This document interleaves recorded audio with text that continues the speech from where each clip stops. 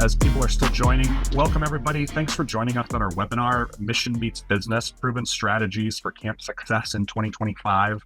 I'm joined today by Rob Lang, the Youth and Young Adults Director for the North Pacific Union of SDA. Rob comes to us from a place that's special to me, the Pacific Northwest. That's where I grew up. In his current role, he supports camp directors in the Northwest region, but he's run camps prior to this for many years and comes with a wealth of knowledge and experience that I'm really hoping all of us can learn from. My name is Jeremy Boeckel. I'm currently the Vice President of Customer Acquisition at UltraCamp, but I also ran camp in the Pacific Northwest for about 16 years. Rob, welcome. Thanks for joining us. Hey, thanks, Jeremy. It's great to be with you. And man, just a great party here with people from all over the continent. And yeah, it's a privilege for me to join you. Super. You know, I have some questions that I'd like to ask Rob, and because I have the microphone and none of you do, I get to ask mine first. So you guys are going to have to wait. I get my way. But seriously, please post your questions in the Q&A section down below, and or upvote questions that you see that you think are really valuable, questions you like. And we'll cover as many of those in kind of the last 20 minutes, half hour that we can. For those that don't get asked or your questions don't come up in our conversation, please also know that we're going to take those highlights. We're going to try and answer some of those via email over the next week. As well as, lastly, if you're wondering about a recording of today, of course, we will make it available for 3 easy payments of $19.95. I'm just kidding. We're going to send out that recording automatically tomorrow. If you attended or registered for the webinar, you can't stay for the whole thing. You'll get a link to the recording of that tomorrow. Feel free to share that with your family, your friends, your enemies, your casual acquaintances, anyone else who doesn't fit that category.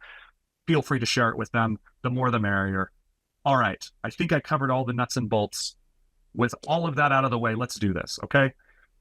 Rob, the first question that I wanted to ask, that kind of when I got to know you a little bit the last time we met, was something that I was very interested in hearing, and we didn't get to talk as much about this, and I'd love for other people to hear it here. What really drew you into camp leadership, and what got you also to stay in camp leadership, right? There's sometimes camp leadership, there's transition that happens, but you're still kind of in camp and involved in camp leadership. So what drew you in there initially, and then what's caused you to stay for all these years? Yeah, so between 3 and 4 decades now of being actively involved in camp. That's awesome. It's amazing. I can't even believe that the time has flown by that quick. And I guess it just proves that time flies when you're having fun.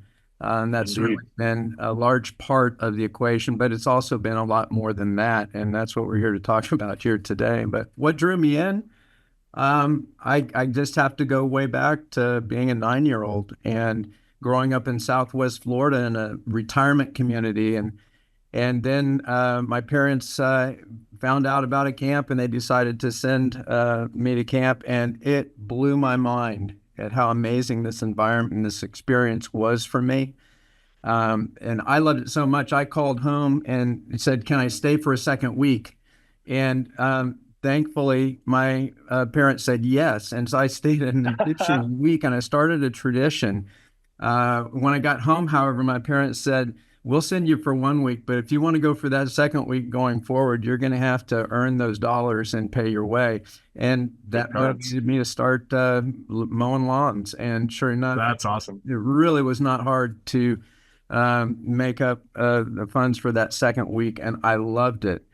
Fast forward from there, when I was 18, I was doing construction work in the summers, and that's all was very formative for me as well. But my brother called me. He was going to work as a ski instructor in Virginia. And I was like so jealous of him. He was leaving the construction ranks and going to this dream job, right? And so it does sound like a good gig. Yeah. And so just before camp was about to start, he got accepted into paramedic school, which is what he really was wanting to do. And so he called and said, hey, can I give the camp director your name? I don't want to leave him in a lurch. I know you can do this as good as I can. And I said, let me think about a second. Yes. And so then I was off to working at camp. And in that environment of now working and having a sense of responsibility and making a difference in people's lives on the daily, for me, that was really formative for me as well.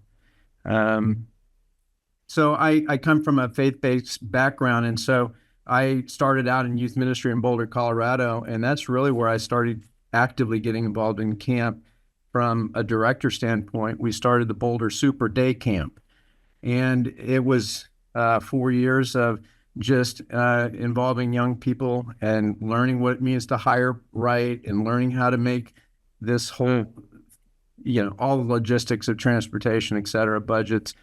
And I loved it. And then I had the opportunity to go to Camp Heritage in Missouri and worked there for 2 camp seasons. We were there 18 months. And then we had an opportunity to come to Oregon, back out here to your neck of the woods, Jeremy. And when that came about, we knew it was the right decision for our family because of the logistics of the job there in Missouri. We loved it, but this was a family move to come out. Worked for about 10 years here in this environment, and then had another opportunity to work in the Southeast. And it was another family move to be close to relatives.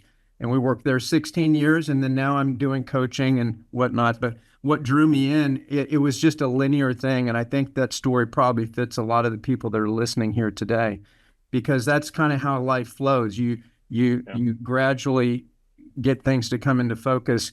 And while I had started as a business major in the university, and I was going to chase the American dream, right? And all that entailed. But when I worked at camp, I realized that there was something really deeply fulfilling about working at camp that was not going to exist in my for-profit pursuits. And I somehow had this strong calling, if you will, or inclination that this would be the most blessed future for me, the richest future, if you will, not maybe monetarily, but holistically. And so I have been involved in true to point, it has been a rich experience. Having said that, there's so much to what we do, and I'm not sure where you want to go from here, but I can say that there's certain things that from the front end really started to come into focus for me and have paved the way for us to have the longevity and the positive experience that we've had. Yeah, absolutely. I'd love to hear you share more about that. Talk about the things that kind of kept you here and the things that have been kind of maybe tent posts, if you will, of, that have kind of been hallmarks of your time and the things you've learned in that respect and how those kinds of things have shaped you.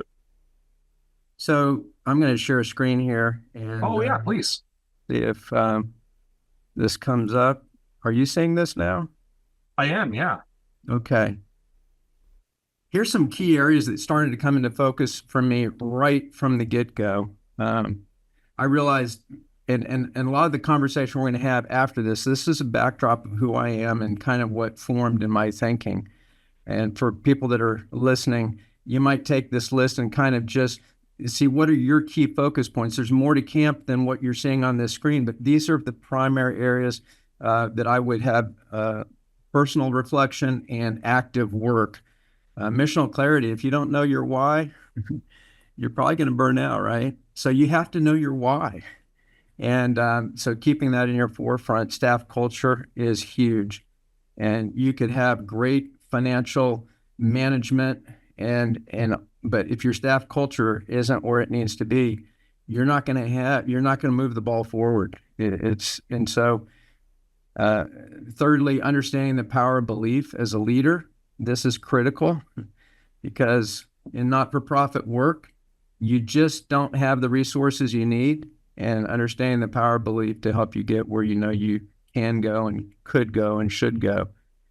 Number 4 is generating revenue and managing expenses. This is critical for a not-for-profit.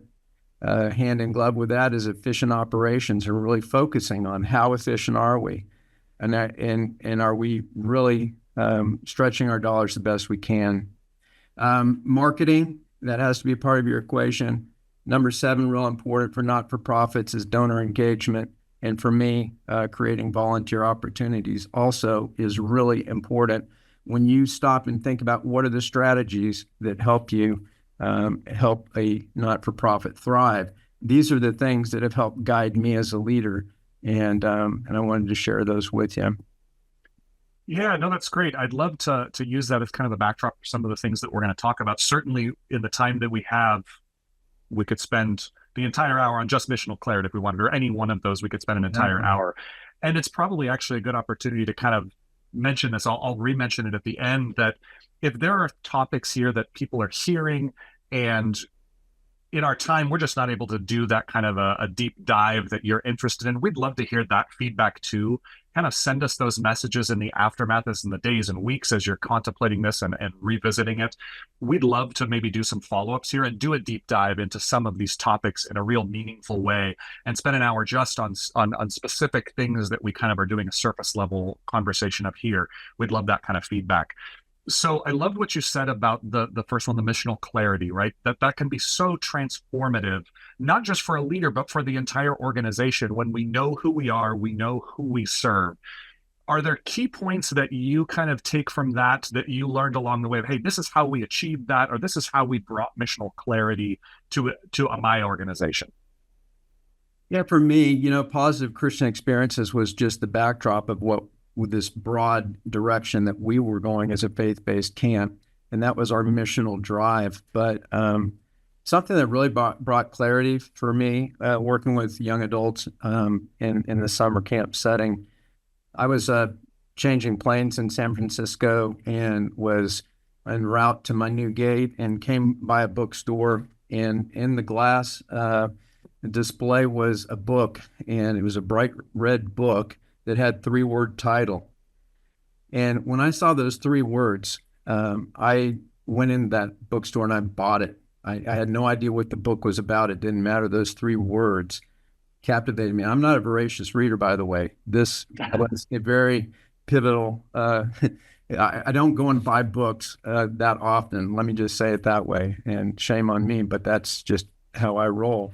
I went in and bought that book. Those 3 words, it's an old book now. It's been bestseller for a long, long time.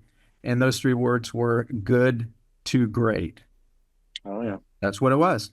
Good Jim to Collins. great. And those 3 words were exactly what I was trying to help my staff see and work towards, because life is too short to just be average if we could experience something greater, something better, something exceptional. So I was trying to draw my staff into that kind of a culture and that kind of a missional pursuit together. And that book is about corporate America, and it had some crossover things for us, but not that much as the power of those words. There's power in words, and good to great became our pursuit. We never know if we're there. That doesn't matter. That's just where we're going. That's what our calling is together. And so, young adults are ideally, they want to be a part of something like that. They just need somebody that will kind of encourage and say, I believe we can get there. And that's where power of belief starts coming underneath that. And so, the staff, I knew we were onto something when our staff manager, site facility manager, came in and was sharing at the end of staff meeting in the morning. He said, hey, work assignments for today are, and one of the staff and then another staff, they started cheering for work assignments. This is where you go up and you pick up the trash and you water the flowers and you get the water igloos out in the right places. And it's just all the tasks of camp. And I knew we were onto something when they started sharing, because from that moment forward, for the rest of my career, it seems that the staff were cheering for work assignments, because it's the little things, it's those details that help you to start a culture that people want to be a part of. And that's just a critical thing for us as leaders. Management is doing the details, but leadership is helping you do the right things. And so we kind of wear both hats. And fortunately, my wife loves the details, and I was able to focus on the big picture guy.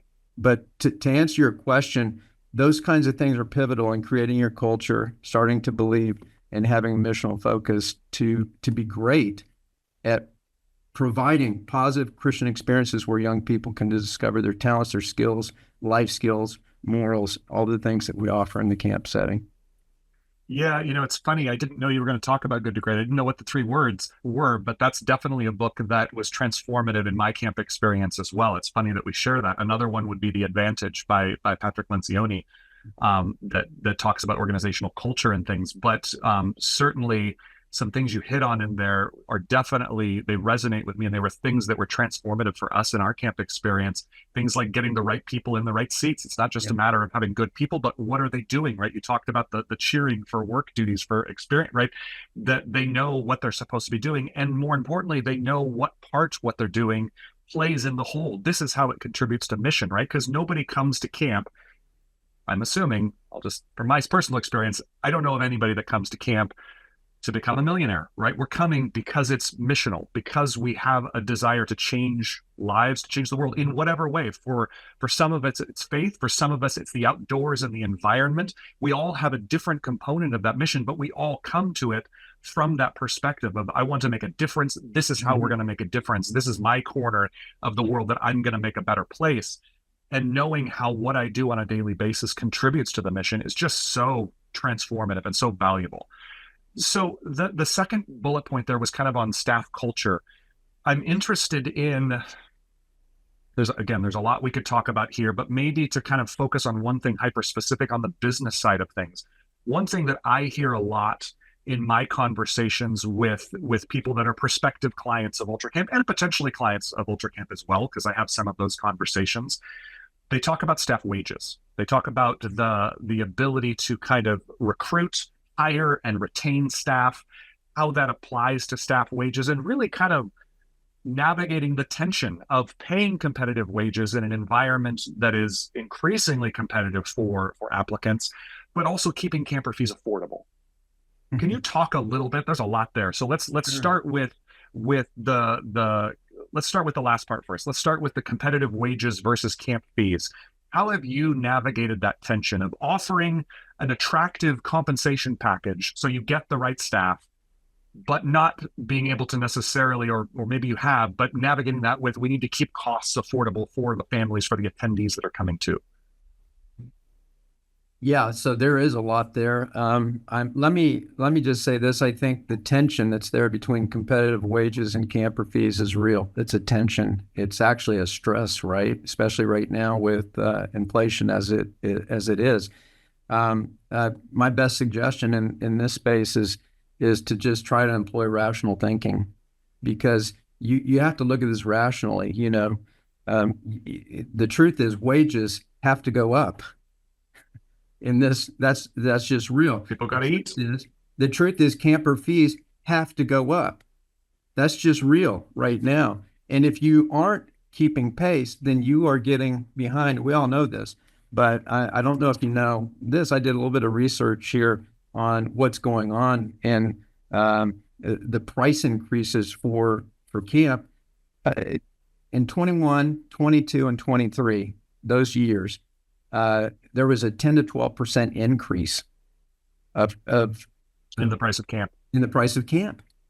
Now, last year it cooled off a little bit, is down to about 5.1% from the study that I was reading. But you add that up, you are between 35 and 45% price increase that should have been taking place over these years. Now, if you have a parent organization that can increase your subsidy to cover that, then you are in a really sweet spot. You're blessed. Yeah, that reduces the tension, right? But if you don't have a parent organization that's going to assist you with subsidy, then you have to raise those fees and you have to raise those wages. That's just real. Otherwise, you're not going to be able to operate. You're not going to be able to function. So I don't know if I answered that in the way you wanted, but that's my perspective on that tension. It's a fact of life. There was more to that question, and tying it in. Well, is when I'm hiring, I need to make sure that I'm not overhiring. If I overhire and I'm not running efficiently, then as a not-for-profit, I'm just slowing down, or I'm going backwards in my operation. So running efficiently is critical. And hiring, not overhiring. it's a painful thing to see an organization, and we have a sister organization that's going through some downsizing right now, and it is excruciating. In summer staff, I just always want to encourage people to run efficiently. For me, my target was always to never have more than one staff to 2.5 campers. And if I could do one staff to 2 3/4 campers, then you're starting to get to a place where you're running, in my opinion, in a highly efficient way. So these ratios are important when it comes to staffing and hiring. And yeah.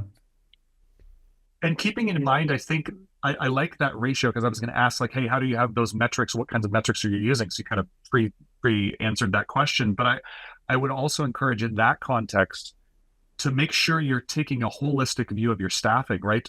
Kitchen staff comes in that if you're a resident camp, your maintenance staff, your janitorial, if you have that, housekeeping, those are all staffing numbers that I think you're talking about. Exactly. Bring into the totality. We're not just talking about staff that are interacting with the kids on a normal basis, like cabin counselors. We're talking about the entirety of our staff, because that's where that revenue is coming, or that's what it's supporting, is that entirety of the staff.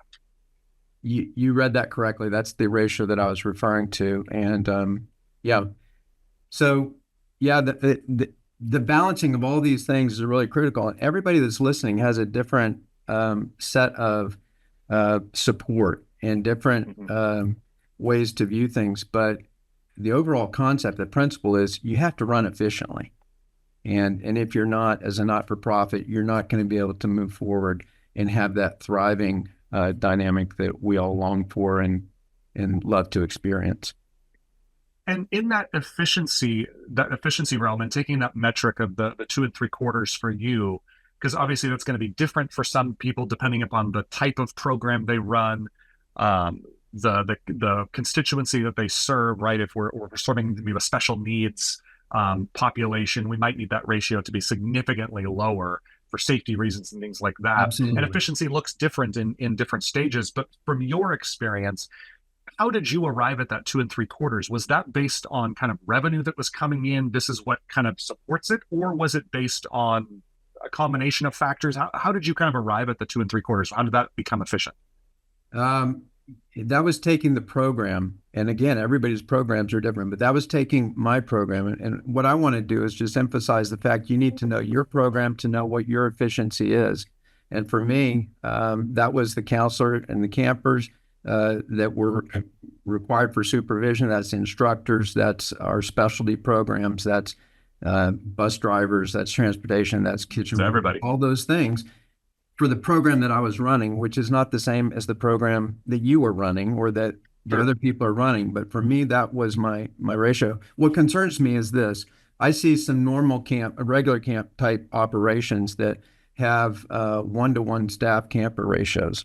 And in some cases, I've seen it even beyond that. That's just not a sustainable future. And so, and I actually don't think we're doing favors to young adults to put them in a place where they're not actually really stretching and having a chance to reach their potential. And I'm pretty big on this, and I think some people maybe would want to push back. I know we have some mental health crisis and all those kinds of things that we're facing, and we need to be careful. I just want to encourage people to be sensitive and care, but real life is real life, and helping them to cope with real life is really a high calling for me, in helping them realize they're capable of more than they thought. And in the camp setting, we have a chance to do that in healthy ways. So we don't want to stretch the rubber band too far, obviously, but we want them to discover more of what they're capable of, because real life is real life.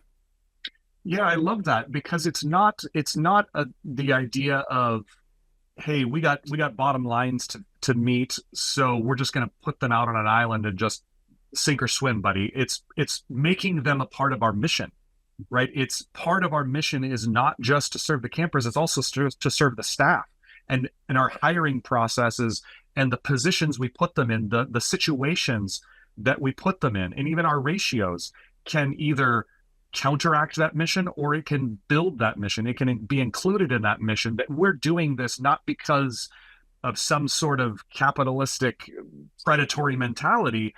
It's because we want you to grow. We want you to stretch in an environment where we know it's safe, where we know it's going to be supportive, and you're going to make mistakes, and we're going to come alongside you and help you, because we know that part of this is learning and part of this is growing, and making that a part of our mission, as opposed to kind of them making the staff a means to an end. Absolutely. Yeah, work is not a bad word. Work is a good Not at word. all. But in our culture, I think we've made it a bad word sometimes. Like, I can only put in this much time or that much time or what, but getting people involved in the visual mission, like let's say we want to go from good to great, and together we can do this. And when they start realizing they're a highly valued person in this pursuit, and they start to realize that they are making a difference, when the flowers look great outside of the office because the staff are making sure and taking care of those, and people come onto campus, this is above the normal or the expected. And if they can take care of the flowers, they can take care of my kids, and then on registration day, after a concerted effort, I'll never forget this, here in the camp in Oregon, a Rolls Royce pulls up at the end of our mile-long As it does. gravel road. A Rolls Royce pulls up with a chauffeur that literally checked a young man into camp. And Michael Dunleavy, the coach of the Trailblazers, was sending his child to the camp, along with the vice president of Intel, and just, and so the staff start to see that their hard work is doing something that was beyond what they could have imagined. And you see, there's the flow and momentum that comes from all of these things working together. At least that's been my experience, and that's why I share them with you. Yeah, no, that's so key, man. I really could stay here talking about this for a long time, but we've got other stuff to talk about. There's lots of things to cover. Why don't we switch gears and let's talk. I think we can talk about the expense side here in just a second, but let's start by talking about the revenue side, the money that's coming in. Obviously, we have camper tuition or camper fees, registration, things like that. Have you found other strategies that you could share that were effective in maybe diversifying some of those revenue streams beyond just camper fees, right? We talked about this tension of camper fees and wages. Are there other ways that you found that we could diversify that revenue stream so it's not always just tuition that's going up? It could be other things that are kind of ancillary fees that are kind of contributing to that.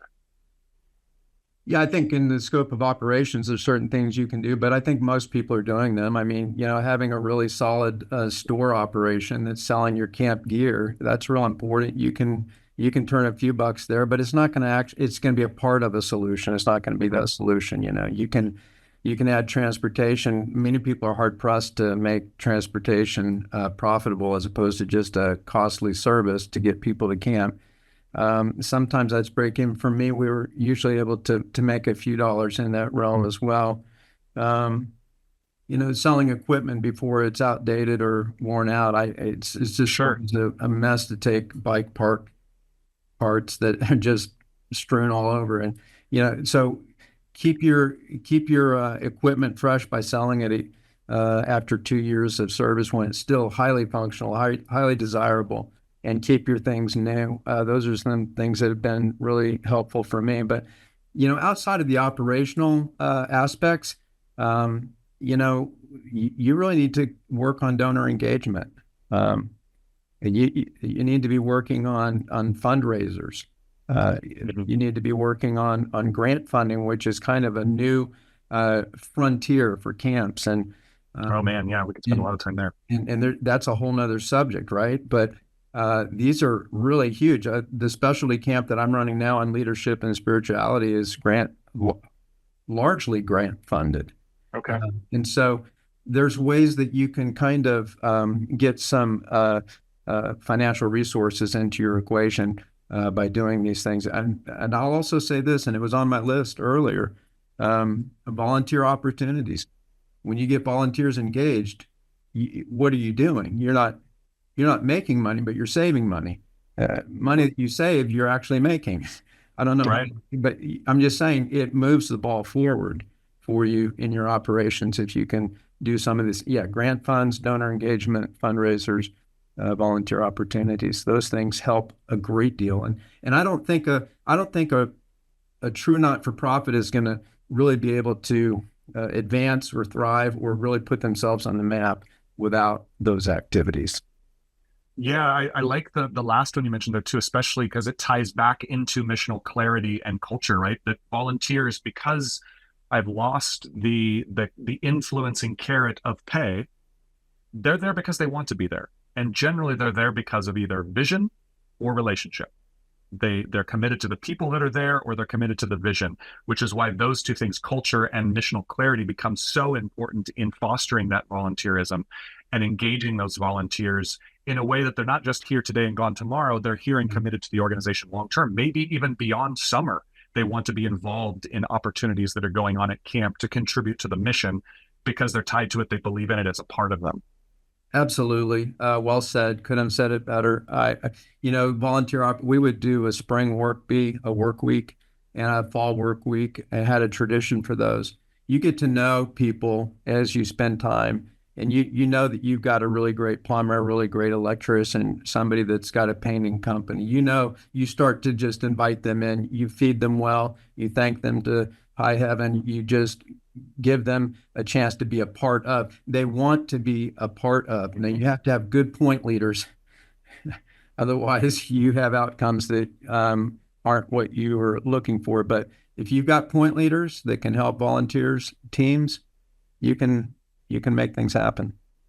Yeah, and supplement that with the opportunity, best to say this, I guess, for participants or for families to maybe tax themselves. If there are value adds, things like you mentioned, camp store, apparel, things like that, that are not going to in and of itself move mountains, but it's going to move the needle in Sure. small doses, and those kinds of things add up.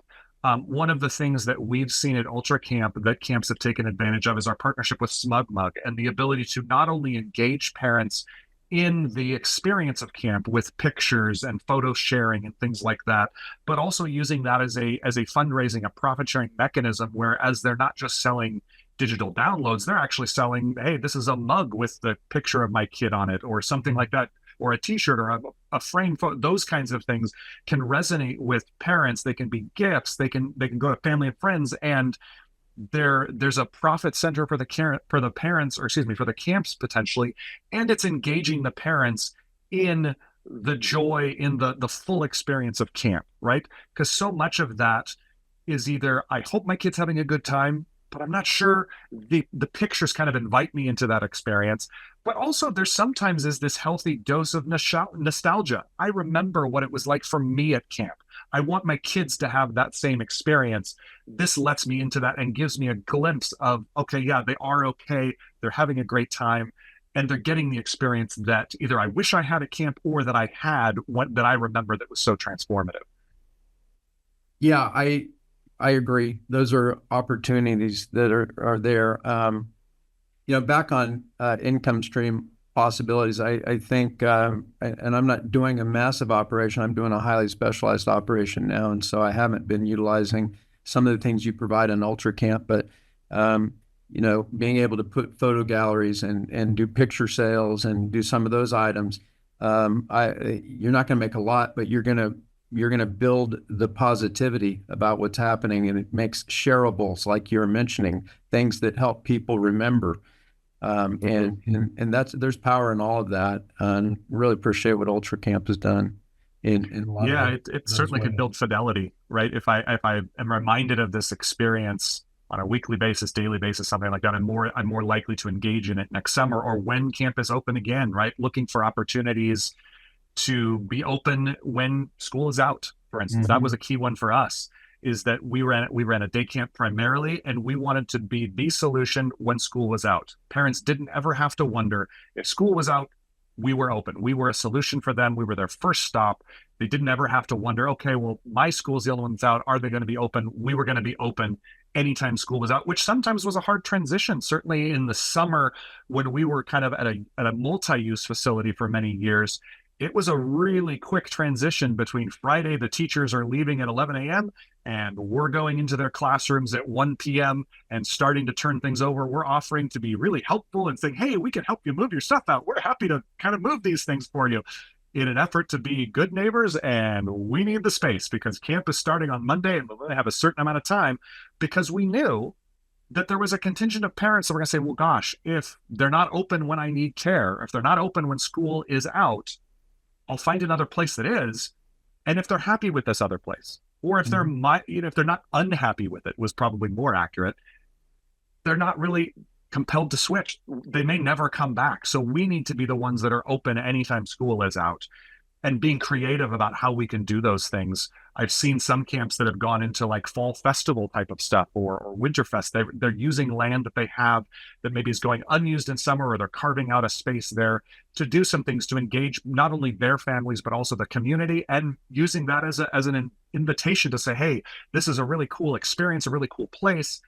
Why don't you try it in the summer too? We've got a lot of things going on, and using that as a feeder program to kind of build their summer programs. Good.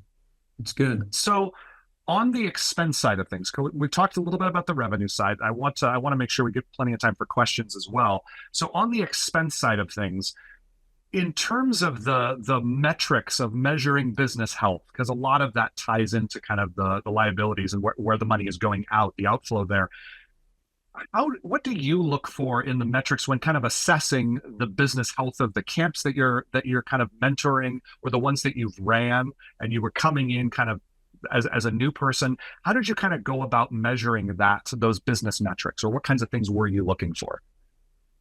For me, and I think a lot of us, when you get started, it's just survival. You're just looking at what you've got and what you're trying to do, and you're trying to make sure that you're responsible to your budgetary commitments.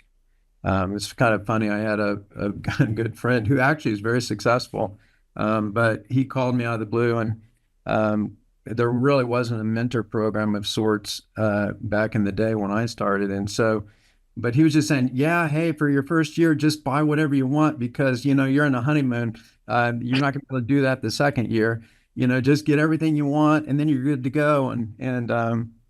And I guess he somehow pulled that off and survived it. But for me, I just wasn't raised that way. That just didn't feel right to me. I think if you build trust, if you can operate in budget, and your parent organization or whoever you're reporting to can see that there's trust, then I've found everywhere I've been, that's when the floodgates start to open, because there's something responsible happening. There's somebody I can trust here, and I can put some more resources into this.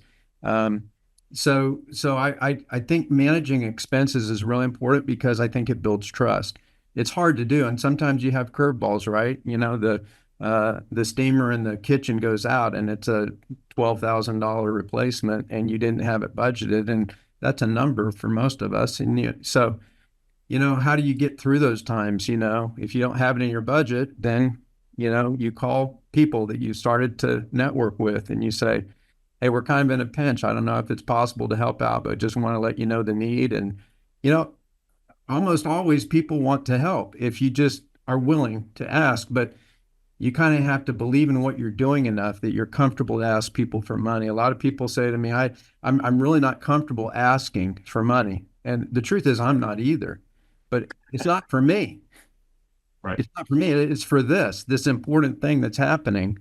And so if you believe in what you're doing enough, then you're going to have the ability to pick up the phone and call people when you're in those certain spots, so that at the end of the year, you do balance your budget, and you can just continue to build the trust, and that's going to build all of the things that you're looking to accomplish. So as far as expenses, dollars are so hard to come by that we just have to spend those dollars right. And then if we don't have them, we have to go after them.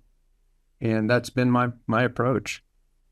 Yeah, and I like what you said there about the being willing to ask on behalf of the vision, right? Because it's a partnership, right? It's not you're a resource and I'm going to kind of squeeze you for this, or I come to you when I need something, and other than that, right, we don't talk. So when my phone number comes up on their speed dial, they know exactly why I'm calling. It's a partnership. It's a relationship, right? It's, hey, we're both committed to this vision.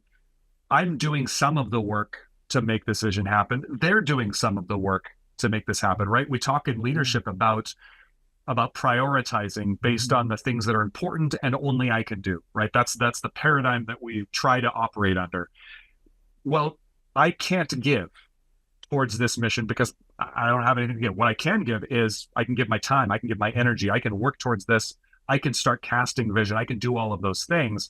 There are other people that are peripheral to the organization that can't do those things. They either don't have the skills, the time, the inclination, whatever it is, but they can give resources because that is something they believe in. They believe in the mission, and that's something they can contribute. And it is something that only they can do. And looking at it as a partnership, as a relationship, I think transforms that donor component from a transactional one where I'm going to them for this thing. Once I get it, I leave, right? It's almost a buying. I'm trying to convince them to sell me this money that I can go take to the mission, and I'm inviting them into the vision. But again, as it could. so much it comes back to missional clarity, right? I've got to know the vision. I've got to be able to talk about the vision and cast that vision for other people in a way that causes them to want to buy in as well, if it's something that's captivating. Absolutely. People want to be a part of something that works. They want to be a part of something that makes a difference. It's not just you and me and the staff that work there. It's other people are looking for a place that's making a difference. And they become part of the team. And I refer to them as we all are accomplishing this together, and be very inclusive. How do you develop those? That's those relationships. That takes a little bit of time. But I think, once again, for me, it's those work week opportunities where you get to know people. It's that chance when you're stepping out of your bubble into another setting, like we started a golf benefit, and that golf benefit, we had a goal to raise $50,000 within 5 years. We thought it would take a good bit to do that, and this was a long time ago. We accomplished that in 3 years, but what happened is we found a lot of people come to this event, and that's where it's a we thing. This is what we're doing, and here's some reporting, and here's some conversation. If you're interested in this, that, or the other, please stay by following our reception here, and let's talk, And so you just keep engaged. It's a point of engagement. It doesn't have to be golf, but for me, that made sense because I kind of enjoyed that, and some other people that were part of our organization did too. And so that's been running over 25 years now. I have no idea what the amount of funds that have come in, but I'm going to say it's in the millions now from that one event. That moves the ball forward, but it does more than that. It gives you a relational connection that is really important for your not-for-profit success. Yeah, excellent. Well, I could ask quite a few more questions, but I also know that other people have questions too. I've seen some in the Q&A. I'd love to get some more in there. So if people have questions, feel free to submit them to the Q&A. We'll answer them live. If we run out of questions here, I've definitely got more that I am wanting to ask Rob, but I'm feeling a little bit like I've monopolized the conversation a bit, so I might start including some people. So the first one comes in here and it says, are there any specific faith-based nonprofit grant organizations that help connect camps to grants that don't limit religious purpose use? Yeah, actually, the Lilly Foundation is a prime one. They have a real strong affinity with faith-based activities, and I would recommend checking out Lilly. I've not personally written one there, but I know that they have a real broad and they have a large foundation. Excellent. So I would suggest that. Another one comes in. What new management / missional challenges have arisen in your camps with the transition into becoming grant funded? Have there been, has mission kind of been guided by the grant process, or is that still led by mission and the grants that support it are the ones you kind of support? Have there been tensions or transitions there, challenges? Not for me, because, I can see what the way the question was framed. In other words, do you adapt yourself to get the money? Or do you find a place that actually fits who you are to get the money? And I'm going to say it might be just a little bit of both. And there's some verbiage and some vocabulary that might help you get the funds, but I don't want to change who we are and what we're called to be. I fundamentally don't want to do that, and I would not encourage that. So I'm not sure if that answers. I know a lot of state governments have funding for summer programs and camps qualify. I know one of the guys that I support here in, see, I have a state territory of Alaska, Washington, Oregon, Idaho, and Montana. And the guy that's in Oregon, there's some state funding that he can write and get grant funding. And he's been successful with that. And so you kind of, I'm not an expert on this, but I've had some success in it, and I know it can be done. And those are a few extra thoughts on grants. Yeah, I know for us, when we were starting to look for some of that funding, um, I wouldn't necessarily call it a challenge in the sense that we changed what we did or who we were, but there were some organizational structure things that enabled us to unlock grant funding that wasn't available beforehand in terms of kind of board composition and even the percentage of unearned revenue, the percentage of donated revenue. Um, they were looking, most grants, especially if they're coming from foundations, they seemingly don't want to be the only skin in the game, right? They don't want to be the primary source of this. They want to be part of a whole. They want to be part of a larger network. And so they're looking at contributed revenue or contributed income as a factor here, and building those kinds of things up. So eliciting a wider donor base, looking at our board composition and making sure it's diverse and represents the community that we serve. Those kinds of things were key to us unlocking grants. That it was more like, it wasn't so much that, oh well gosh, this goes contrary to values. More like these were good business practices, that the grant process and the process of walking through some of that helped us to unlock and understand in a better way, that enabled us not only to unlock the grant money and the foundation money, but also just to serve our community better, to be a better, more well-rounded organization. So I think that was something that came to mind when I saw your question, Adrian, about the challenge. It wasn't so much that we had to change what we did as much as there were practices that helped us be better, and also that certainly were part of this transition into becoming grant funded. I think there's also parts of programs, right? Certainly at the camp that I was at, we also did outdoor education. And so we were looking at, okay, there's grant funding there, even if there weren't specific ones that we found for our summer camp program per se. There was grant funding for our outdoor education program that allowed that program to grow and become more grant funded and support that, which again supported the whole. All the boats kind of rose, right? And it wasn't that we were taking that money and using for summer camp. It was devoted to outdoor education. But as that program grew, the resources from that we were able to use to fund the summer camp program and to invest in capital improvements and things like that. So there's definitely some opportunities that those kinds of things present, even in the challenges. Let's see here. Let's go with, okay, here's an interesting one about boards, since I just mentioned that. As boards have changed over the years, and there is a lack of involvement across the board, I think they mean like, not across the board, but across the board. Is there a better board model out there than the typical board of directors model? Anything you've seen or insight you've had experience in there? For many years, I worked with a very small group, a very mobile decision-making group, which really was excellent. There's pros and cons to having a big operating board and having an operating committee. That's all the people that are responsible for your not-for-profit. And so the advantages of having a large board is you have more people and more voices and more connectivity. That's more engagement. The pluses of having a small 4 or 5 person phone call or a Zoom meeting is that you are really nimble and you're able to act in real time a lot more favorably.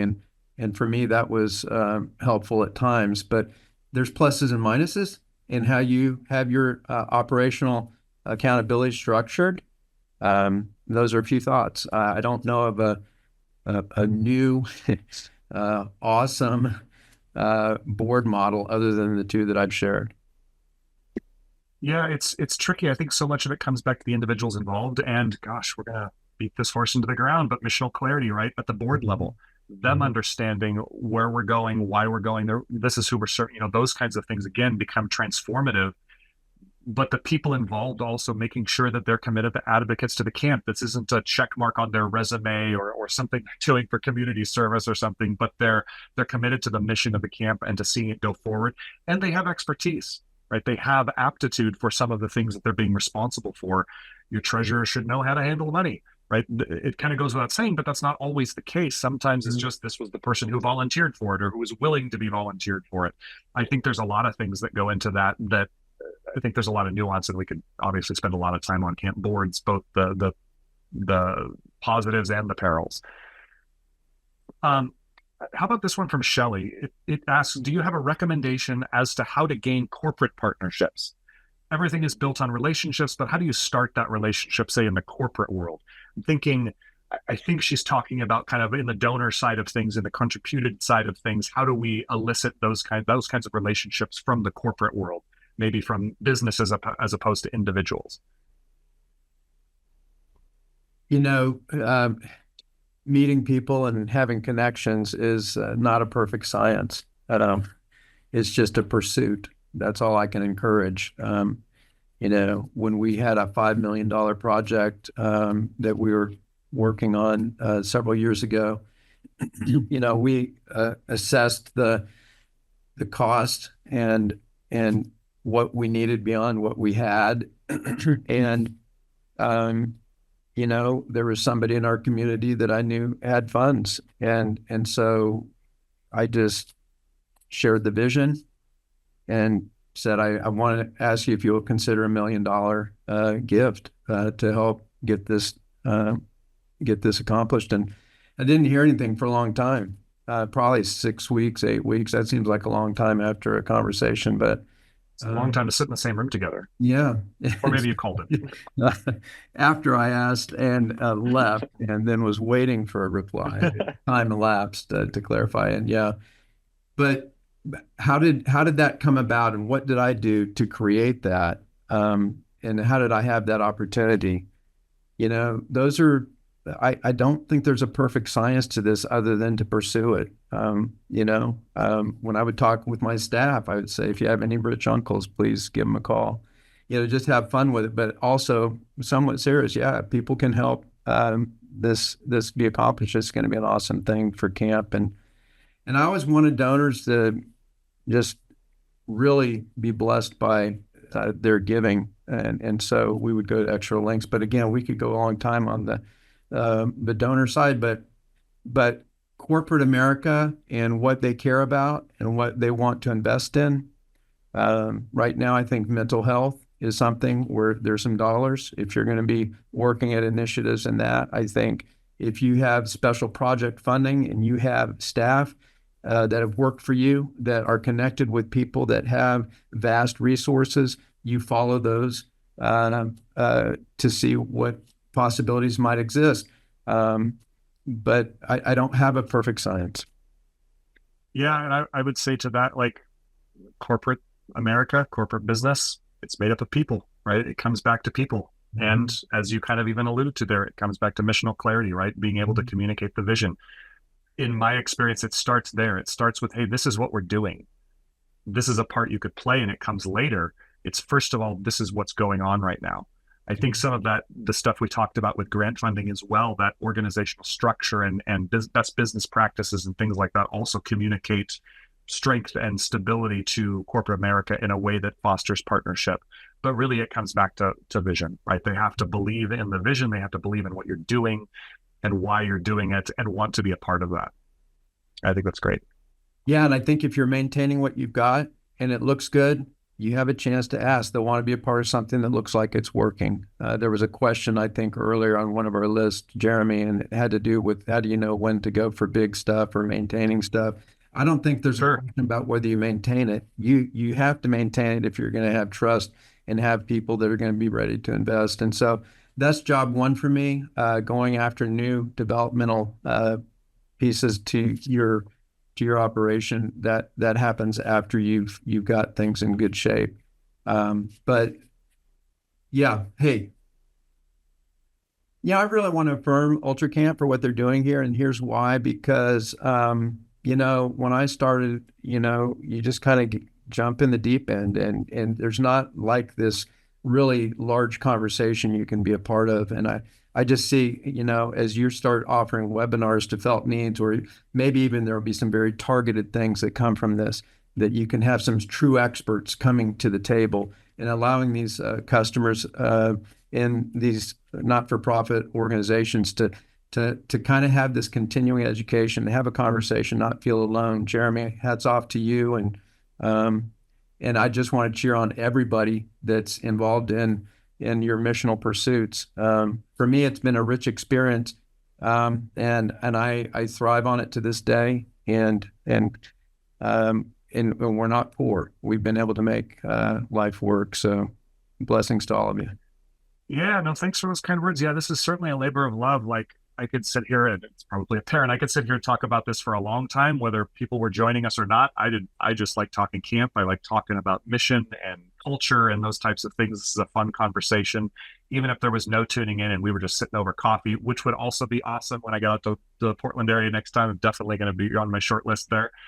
Awesome. But this was really great to chat, to listen to you, to learn from your experience.